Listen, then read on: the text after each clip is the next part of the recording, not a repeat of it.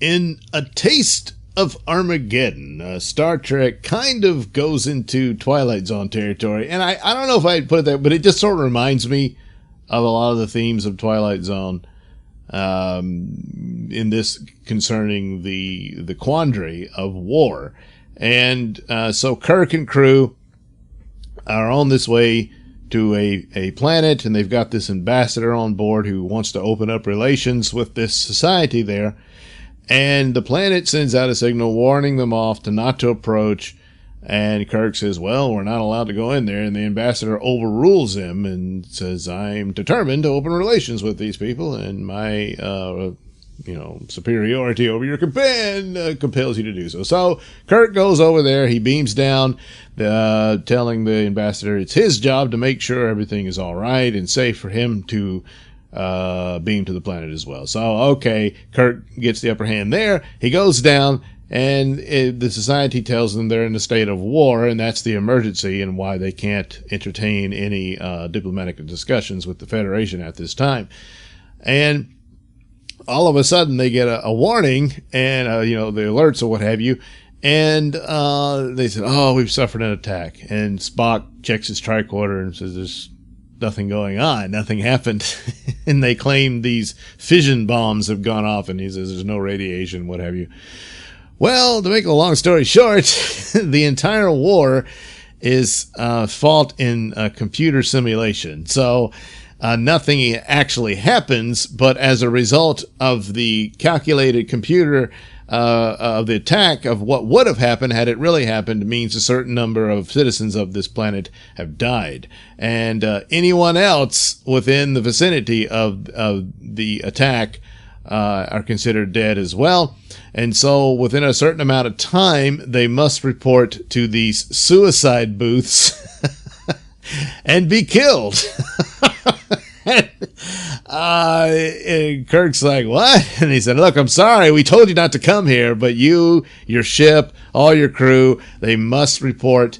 Otherwise, we'll be in violation with the rules that we've agreed to with the enemy planet that they're warring with, a planet that was a former colony of theirs within their star system, but is now rebelled, and then now they've been at war with each other for 500 years. Of course, Kirk's not going to put up with this crap, and sets about, escaping from their imprisonment, starts attacking them and destroying the suicide booths. Meanwhile, the stupid ambassador is shown to be quite the clueless buffoon, eventually gets suckered into beaming down himself, and upon arriving, the leader of the planet has him arrested and tells them, well, you're going to be sent to a suicide booth and be disintegrated. And the look on the ambassador's face, what? Do you mean we're going to be killed? And he said, yeah, look, it's nothing personal, but it's just the way it is. Now, from the planet's point of view, is that they set up this so that they can maintain their culture and not have all the destruction and loss of their way of life and whatnot that results from war. And so they've agreed with the other side that they would do this. So depending on how their computer simulations go, then they'll just willingly commit suicide in order to avoid the actual horrors of war, And as a result, of course, the war has lasted for 500 years. And it's essentially they're playing video games, and when your team loses, well... you gotta off yourself. The idea being that, oh, this is much preferable to the real thing. But Kirk, of course, makes the point the reason it's lasted for 500 years is because you're not dealing with the actual conflict. And war is meant to be horrible and feared so that you would work hard to avoid it. And so even though the ambassador was proved to be a bit of an idiot in the circumstances leading to this, he still is left behind to volunteer with helping to negotiate between the two worlds, because if they don't, because after what Kirk has done, he's destroyed their machines and they haven't responded to the rules of their war game, if you will, and haven't killed the people that were supposed to have killed themselves, including this really hot blonde, yeah, who really had a thing for Kirk if you pay attention to the looks, you know. And of course, Kirk, well. But damn it, the war and the escape and everything is getting in the way of any fun they could have had. So, yeah, it's this interesting thing here that's posited, and that's what good science fiction does, is that, hey, we've avoided all the massive destruction, but of course, we're fighting a war, and one side wants its way, and the other one wants its way, and we're trying to achieve it through force, but we really don't want to sacrifice a lot of our stuff. So we'll just kill some people, we'll get ourselves to kill ourselves, and you know, it's crazy, but war is crazy in and of itself. And the idea of it being painful and horrific and everything is supposed to be the means by which it's avoided. Of course, this doesn't always work out, but the ideas of diplomacy and coming to agreements that can work out and talk one's way through is the superior means by which you can achieve understanding or what have you, rather than immediately going to the avenue of war.